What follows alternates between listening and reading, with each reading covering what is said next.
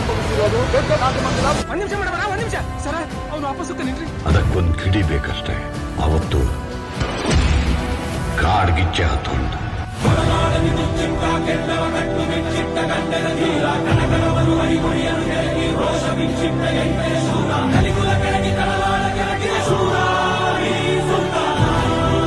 ಗುಡುಗು ಸಿಡಿಲುಗಳ ದಿಬ್ಬಣ ಕಾಲ್ ಕೆರೆದು ನಿಂತಿದೆ ತನ್ನದೇ ಬರಹಕ್ಕೆ.